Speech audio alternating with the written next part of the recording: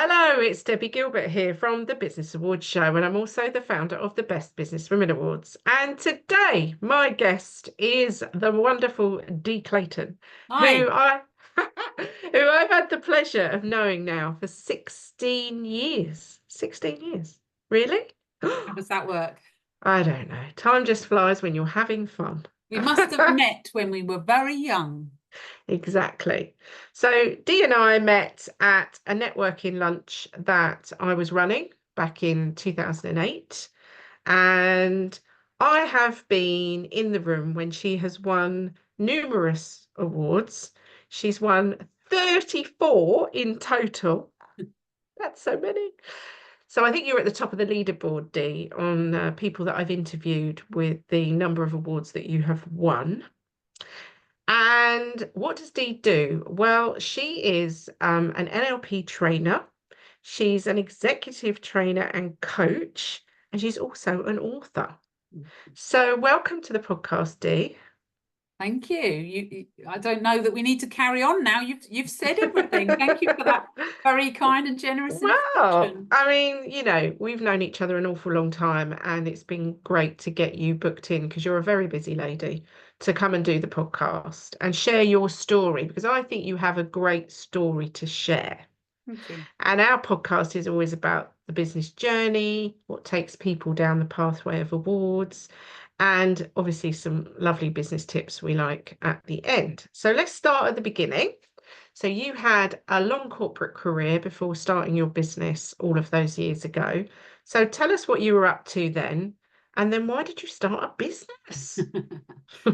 So, good question. So I started my career, I graduated at university with business studies and marketing degree. In fact, that's the first award I won as an adult. We're not counting those gymnastic awards, maybe as we were kids.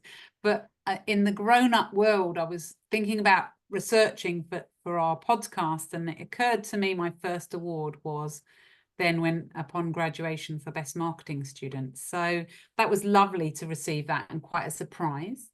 And then I started my marketing career and I focused on food and drink, something I was passionate about. So I worked for brands like Pizza Hut, Jammy Dodgers, Jacobs Creek, Boddington's Beer, and I really loved that side of marketing where you understand about what the consumer wants and you communicate your message clearly, and then you motivate people to change their behavior and do something differently. So I really love that. I think it's a bit of a young person's game, so I did enjoy it.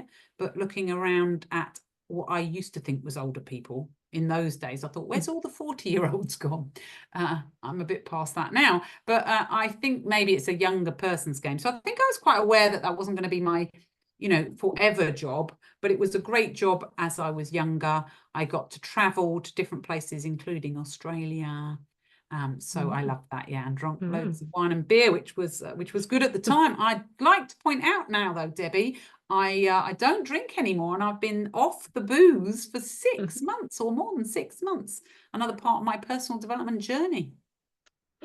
Well done, well done. So you went from this sort of, I mean, quite a high-flying career working with these amazing, well-known consumer brands to setting up your own business back in 2008. Social media had just started. So what was your thought process at the time to do that?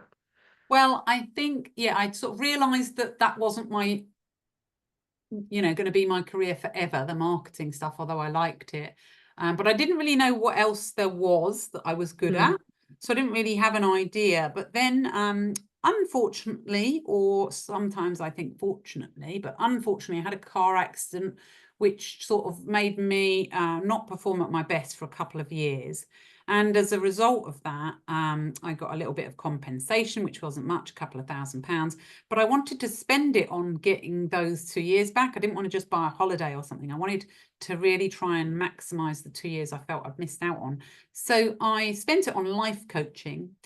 And that was my first kind of investment in personal development. And I loved it. It was fascinating. And the lady called Catherine White, who I worked with, she was using a tool called NLP, Neuro Linguistic Programming, which Debbie, you know loads about, and some of your other guests have talked about that, haven't they?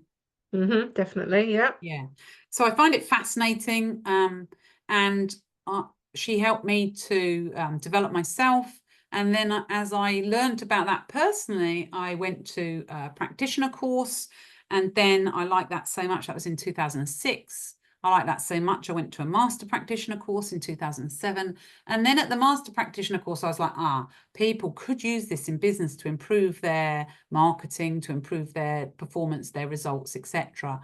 So that's where I formulated the idea of, right, I'd like to set up my own company and help people learn all of these techniques that they don't know. I mean, I'd never learnt them. I'd gone to university. I'd been in corporate for all those years, and I'd never learnt these, what I would say, basic techniques, although we all sort of know them. But I was just flabbergasted how we didn't know these kind of things like rapport, or like about whether we're, got preference for auditory or kinesthetic, or some of the very basics of NLP. So I thought that would be fascinating to teach marketers how to add another layer to their marketing. And then the year after that, once I'd already set up my business, it was a pretty tough year, actually. One of my family members, unfortunately, was in a coma, although they have pulled through and they're doing well. They were in a coma at the time. And I remember thinking, I had my NLP trainers course booked, which was a 3-week-long training. And I was struggling as to whether to go or whether to stay at the hospital. And I did decide to go, and I'm really glad I did, because I learned so many techniques around body language, things that help if you're working with somebody maybe in a wheelchair or who maybe doesn't have full brain capacity. These techniques, not only are they good for business, but they're great for your personal life as well. If you want to talk to people that maybe, you're not having an entirely verbal conversation, you want to help your body language to improve as well. So I'm so blessed that I went on that, because it helped me personally as well as professionally. But despite those difficult circumstances, I came top of the class after a 4-day kind of exam. And I don't think I've ever been top of the class at anything. So I really found my niche, and I think I found what I'm really good at. So that was really, really good. And that was really the first couple of years of the business, really, is talking about NLP and trying to encourage marketers to use it more. And mostly that was unsuccessful. Oh, right. Okay. So for you pivoted your business before pivoting was even a word. Yes, I pivoted my business. Oh, at the same time, of course, all of this money I'd saved up to run my business. It was time of financial crisis. I think I launched my business in like the month of the financial crisis. And the mortgage company didn't want to give me back any, I've forgotten what it's called, but you overpay. And, so I'd had a little bit of money saved up in case the business didn't go well, but the mortgage company didn't want to give it back to me, although this has never happened before. They didn't have to. I'd kind of assumed they would. So yes, I was a little bit motivated to pivot the business as well, to be fair. So I realized that need and want aren't the same thing. So although marketers would have needed that, and it was a good thing to do, it's a great product, nobody wanted it because they felt that they already knew about marketing, and nobody wants to admit they don't know about marketing, or they don't know about sales, or it's not really something you go around saying. So I found a niche. I looked for a niche, thinking about what I was already good at and what other people want as well as need, and came up with presentation skills as a niche. And lots of people do presentation skills already. So my niche approach was, it's actually what I've won quite a lot of awards for, is the innovation that I brought into that segment of the market. So talk me through some of that innovation. I don't expect you to share it all, but what are the key things have you brought into the presentation skills arena? So I brought the concepts of NLP, neuro-linguistic programming, which look at how you think about presenting. So I talk about these public speaking monkeys, these little monkeys in your head that tell you things like you're not good enough, or you're stupid, or you're never going to do that, or they're laughing at you. And we've often accumulated those from childhood. And what most people don't realize is that their first public speaking event is when they're in school and they're asked in class to stand up, right? So you're stood up and they're asked to read out loud. I don't know if it still happens in schools nowadays, but certainly in my era, you stood up. I don't know if they even read books, real books anymore, but you stood up, you read a book, you read out loud in front of the class. And that is, your brain or your monkey knows that that's public speaking now, because that's what you do when you public speak, or you used to before all this is sitting down virtual. But, you know, that idea of standing up in front of people. And of course, when you're reading a book as a child, 6, 7 years old, you might muddle up a word. You say chef instead of chief. And what will the rest of the class do? They'll laugh at you. And so from that very first experience, what you can do is get a monkey thinking, oh, I'm not good enough, or I'm going to make a mistake, or I'm going to be wrong. And then that carries following through all of your life, really, unless you do some personal development, some mentoring, coaching, personal development to get rid of those negative thoughts. And some of the negative thoughts can be you sort of slightly positive in that they motivate you. So something like I'm not good enough monkey is so common in many of my high performing executives I work with, not necessarily just presentation skills, but if I'm just working with them on executive coaching, they might, when we look at it, have an underlying belief that they're not good enough. But actually, partly that's helped them to get to where they are now, because they're overachievers, because they're trying to prove that they are good enough. So that's why they don't let go of it, because they think, well, if I let go of that belief, I won't be able to perform. And what I do when I work with them is I help them to see that there's other ways to be motivated without, you know, beating yourself up all the time and being negative and having a very stressful, that leads to overwork. That's why many people overwork and can't get that balance right between, you know, well, if you want to call it work-life balance, but that balance right. Does that make sense? Definitely. And you also use another tool, which is the sort of color tools. I can't think of the name of it. I'm sure you know what it is. Insights discovery. Insights, I mean, there's lots that's it. of personality profiles. So I use, the insights discovery. You can see my blocks here. So I use those color profiles, but there's lots of profiling tools, but that's the one I love because it's really simple. Classifies people into red, yellow, blue, or green. And without putting you into a box, it does help you understand what kind of preferences you have and why you might be very different to other people, and also why some people really might wind you up the wrong way because they might be completely opposite to you, or you fall in love with them, whichever one. But sometimes you can drive you mad, and you're like, well, I know that's because you've got these opposite drivers and opposite things that you value in people. So yes, I love that tool, Insights Discovery. I love NLP. I also use a tool called Motivational Maps, which is a little bit less well known than Insights Discovery. And that looks at our motivators and why we come to work. And it can actually measure how motivated you are and individuals in your team, and what to do about it, how to then increase those numbers. That's fascinating as well. I just love understanding what makes people tick and, you know, upgrading. I thought of this the other day. I was on a plane. I was just thinking, you know, the way I like to explain it is I like to help executives to upgrade from business class to first class in their minds. I like that. So you've written a couple of books. Tell us about the books that you've written. Okay. Well, I happen to have them here, Debbie, funnily enough. So my first book is called Taming Your Public Speaking Monkeys. And that is all about these monkeys and very much about how monkeys are in your mind in the situation of public speaking and helping you to get over those. I looking at it the other day. It was published in 2012, Debbie. Oh my goodness. That's a long time ago. So actually currently I'm working on updating it. I'm not sure when that one will be out. It's kind of more of a labor of love, getting that second edition out. So that'll be out soon, but the basic principles are exactly the same. And then my second book, which was probably is still quite a long time ago, I'm not sure, 2018, is High Performance Presentations. And that's the other book. That's more like the first one is about overcoming your fear. And the second one is like, well, once you've overcome your fear, how can you be a first class communicator on top of like your normal skills? You know, if you're an executive in business, you're so good at many things. And it might be that presentation skills is the one thing that isn't as good as you want it to be, or you might be required to do extra things that you weren't doing before, like pitching for, you know, capital for investment or for funding or for all sorts of things. You might have, you know, a lot of my clients are owned by a bigger corporation. You need to go and present to them to show how you're doing.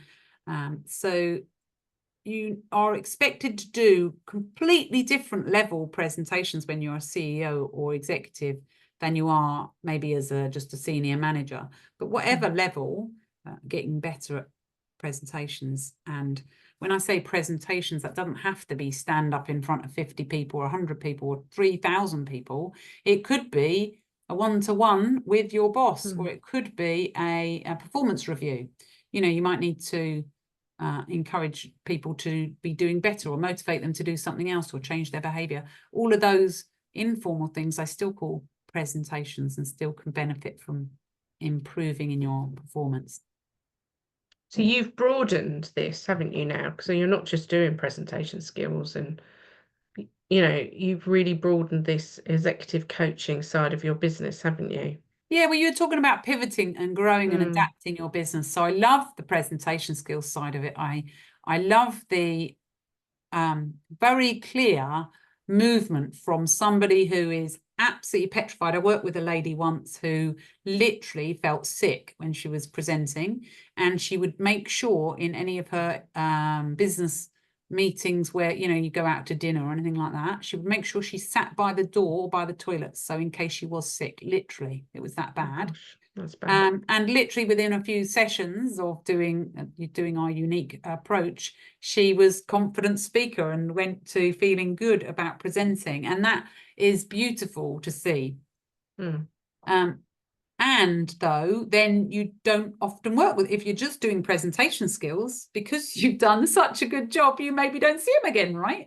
Until they recruit someone else or until the team changes. Or so what I didn't have was more of an ongoing relationship with the people that I worked with. So that's when I broadened out to work with people for executive coaching, which means that, you know, it's not just this one transformation, it's one transformation and then a series of smaller transformations as you go along your journey and face your next challenge.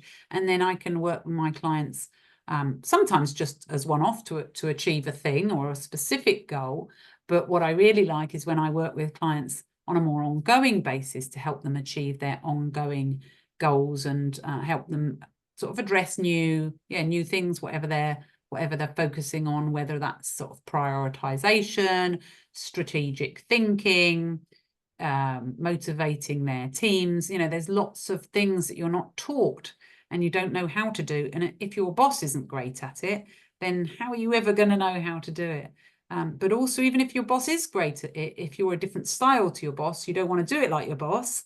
If your boss is very fiery red energy and does everything by telling everybody what to do and being quite instructive, but maybe you're earth green energy, a bit more caring, a bit more intuitive, then, you know, copying their way isn't going to work for you, is it?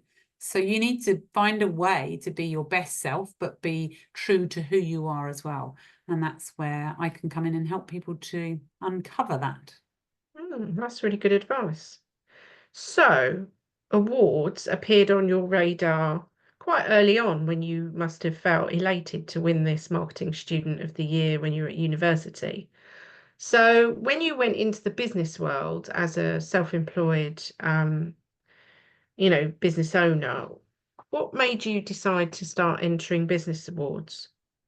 Well, there was a couple of things. The first thing was that I noticed it was a bit, there was lacking in feedback. When you work for yourself, you don't know how well you're doing. I mean, obviously there's like monetary income, but I was relatively new, so that was kind of just kicking off really. But I don't know what anyone else is making or doing, or it's very hard to see if you're doing a good job or not, I found. You know, I know my clients thought I was doing a good job, but how does that stack up with everyone else? And for some people that isn't important. And for some people it is important. And for me, it was important at that time. So I realized that I was kind of missing some sort of measurement or recognition that maybe you would get in corporate. You'd probably have a performance review and people say, oh, you're doing well or whatever.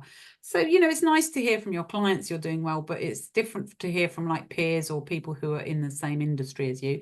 So, so I recognized there was a little bit of a gap. And then I went to a networking event and somebody talked to the group about awards. I'd never even thought of it. And from that, I thought, well, that sounds good. I'll enter an award then. Why not? And I actually found a lady to help me enter the awards, which was unusual at the time. I know this is something that you do now, Debbie, isn't it? Yeah, yeah. But at the time, if you think back to those years, it was pretty unusual. But I Yeah. found a lady who was a bid writer, you know, because I've been doing lots of presentations and my network and stuff. So I found a lady who was a bid writer, and she was fantastic. And she worked with me to kind of pull out. She sort of interviewed me and talked to my clients and made me do case studies and made me get testimonials and all of that stuff that I hadn't really done because I felt I was a newish business and I hadn't really got round to that sort of stuff. So just the process of collating all the things for the awards and being made to get all these elements was really actually quite good for my confidence and my belief levels. And just the process of entering an award, I would absolutely say it was very hard work, but it was absolutely worth it because I learned so much about myself and my business, no matter whether I'd won or not. It really was a good reflection. And I'm not the kind of person to reflect that often. I'm quite a fast mover, always changing things, moving forward. So reflection isn't normally my bag, particularly, and it's a have to. So it really helped me to reflect, and that helped me to build my strategy. And of course, they ask you about your strategy, so you know you better have a good answer for that. And yeah, that helped me a lot actually. And she was great at putting it all together and making me see what I'd achieved. And I was like, oh yeah, that is quite good actually, you know, when she interviewed me. So that was great. And the first awards I entered, I won. I entered 3 categories. I won all 3 categories, and then I won the overall thing. So I was like, oh my goodness. Wow. So yeah, that was pretty good. Oh my goodness, that's amazing. And have you found they're great profile raisers for you? Yeah, absolutely. I think it makes you stand out, doesn't it, from other people to have the kind of award winning. I think, you know, awards are getting more and more common now, so it's harder to stand out from just 1 or 2 awards. But I think if you keep going, then it will show that you're consistently good. But it will improve your business just because you're entering. But yeah, I think there's a difference between, there's some good awards out there and there's some sort of less good awards there. So it depends what you're trying to do. But certainly your awards, obviously very thorough, and going through the thorough process that you have to do will make you evaluate your strategy and will make your business better just by entering, just by answering the questions, which you wouldn't get round to probably if you're someone like me, you wouldn't get round to normally. So yeah, highly recommend entering high quality awards. Yeah, thank you. That's really good advice. And did you get any PR from any of these 34 award wins that you've had? I did actually. Yeah, I got some really good PR from the first one that I did, and I framed it, and I have it on my office wall somewhere. Probably in the other room. I've moved offices, but I had it on my wall for a long time, and you know, that did more for me. It wasn't to show anyone else. It did more for me. And everyone's always laughing about my award shelf, Debbie. You sometimes take the mickey out of me as well. And like how baggy my awards shelf is getting. But those awards, you know, I've got lots of awards and they're not for anyone else to see, but they're for me to feel like proud of what I've done. And yeah, they remind me of the hard work that I think you forget how much hard work getting a business off the ground is.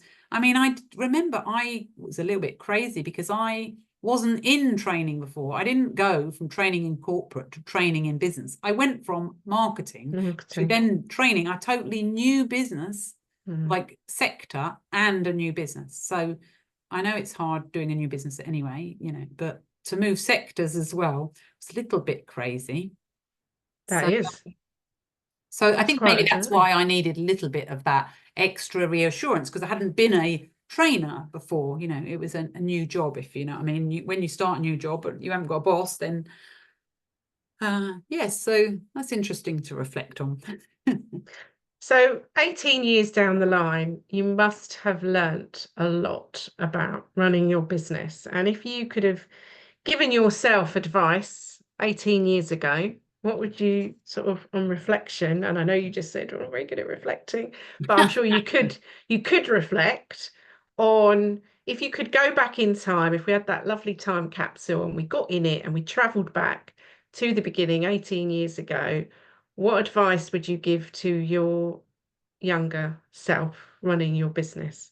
Well, I would definitely be faster at distinguishing the need and want thing. You know, what people need and what people want. But you know, I think you learn as you go along. I think it's totally okay to be flexible. I think when people are wrong, you know, you see these people on Dragon's Den who are stuck to something and they've been doing it for 20 years out of all of their own money and it's still not working, and the dragons are like, you know, I think it's great to start a business, but if it isn't working, you've got to pivot and you've got to try new things and test it out. It's okay if it didn't work, but just keep trying new things.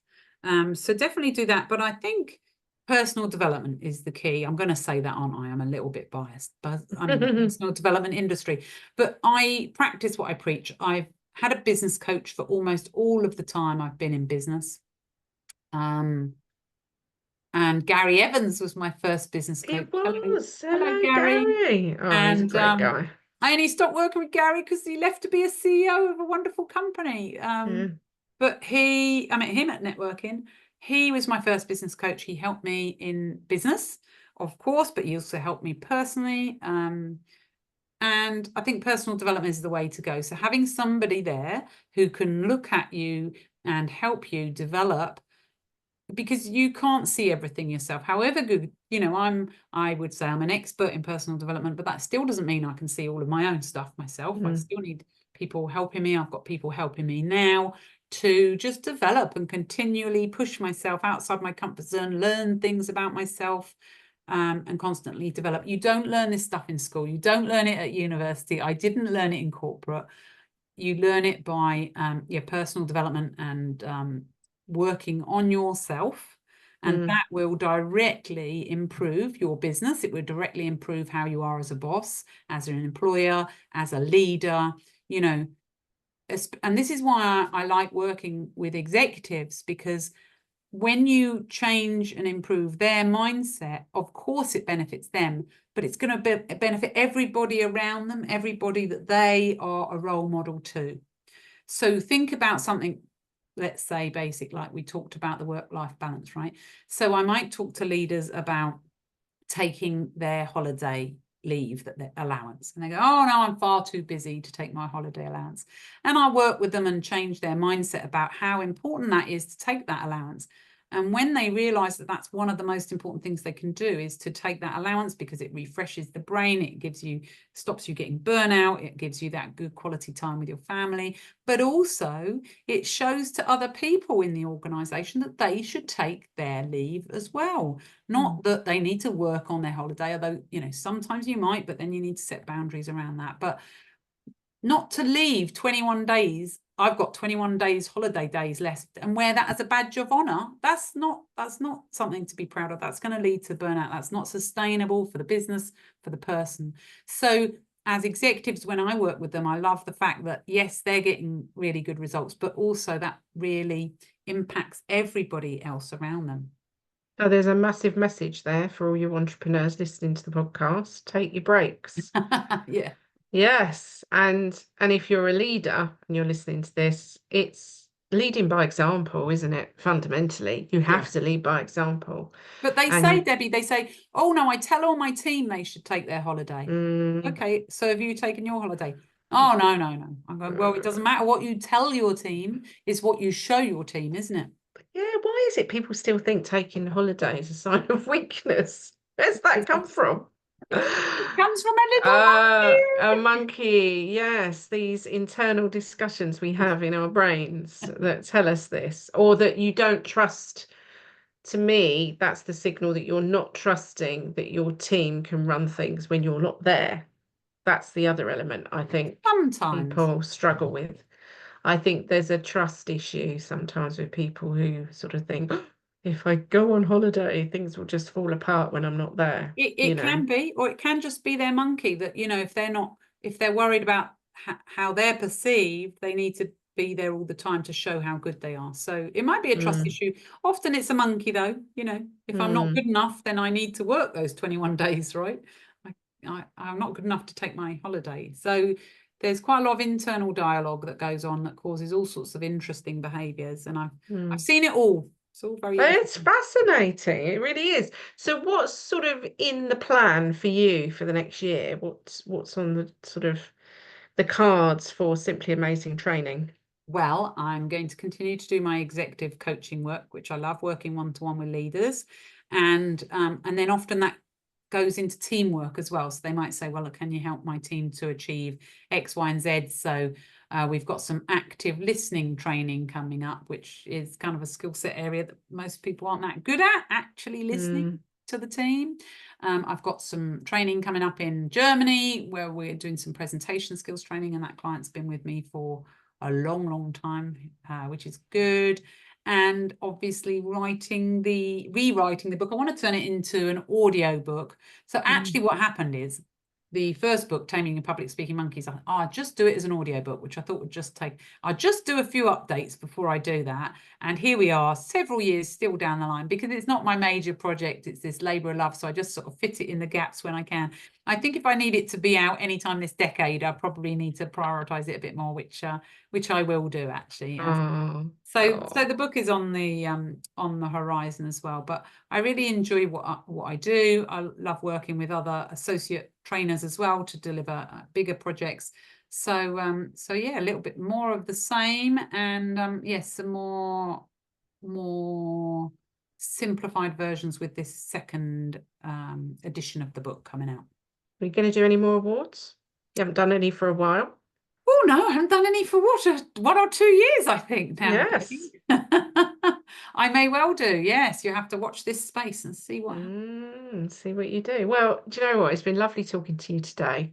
And thank you for all your support over the years. You know, you were a great presenter of the Best Businesswoman Awards from the very first one we ever did I was in your compere, wasn't 2015. You I? was Yeah. my compere, and you did that, oh gosh, for many years, about Yeah, five but that was years, I lovely think. seeing all your award winners coming across the stage. And, because I wasn't an award entrant, I Mm, didn't have the nerves around, well, what's going on, and so I could really see everybody who was there going from, they were like not believing in themselves, and then they get an mm, award, and their whole posture would change, like after, mm. wouldn't it? Like, oh, I've done. So it was lovely to see that journey of all those people. I always tell my judges when we do our online judging sort of session, they have a session before they start judging, and I always say, remember the decisions you make change people's lives. And Mm, it's so true. yeah, We have seen this time and time again. And 34 awards, Dee, that is pretty incredible. thank That's you. amazing. That is simply amazing. Makes my 11 look a bit sad. Your 11 is I've only perfect. got 11. Oh, I think I've got 12 actually, but one of them's wooden. I'm not very struck on a wooden You're award, too but busy organising awards and running the best ah, awards in I the know. UK I know. than entering them. That's why. I don't think you Yeah. entered any awards for a while, did you? Because you were busy doing No. yours. This year I've done a lot. So I've won two awards this year, And you've and gone over to then America, haven't you? I'm going to America in November. Yeah. So for the Stevie Awards, so I'm really excited about that. And then I've got a couple of Mm. more as well that we're in. So yeah, I decided this year I would do some because I So when hadn't. did you first enter your first award, Debbie? I think mine was back in 2012. I think we were at the 2020. same ceremony at the Hertfordshire Oh SME yeah. Awards, weren't we? I'm pretty Yeah. sure you won some awards that night. And that was when I won my first award. And kind of, I think I realised the impact of awards at that moment, really. Because it is exactly what you said, it's the validation side of it. So yes, so thank you for joining me today. We Thank you will for make asking sure. me, Debbie. That's very kind. Lovely to talk to you always. It's been great. So we're going to add Dee's details into the show notes, and if you're watching on YouTube, it will be in the description on the YouTube video. So you can get in touch with Dee if you need help becoming a better leader Thank you. or empowering your team. And if you need some help taming your public speaking monkeys, you can head over to Amazon where you can get a copy of her book. Or if you need help with presentation skills, you can also head over and get a copy of her book, and we'll make sure the links to those books are also in the notes. So thank you for joining me today. And I wish you continued success with your business. And I'm sure eventually you won't need more shelves. You'll need another room. You'll need a trophy cabinet. A trophy house. A trophy house. You need to buy your own apartment to put your awards in. Anyway, thank you very much, Dee. And I look forward to talking to you soon. Take Thanks, care. Debbie. Keep up the good work. Thank you. Bye.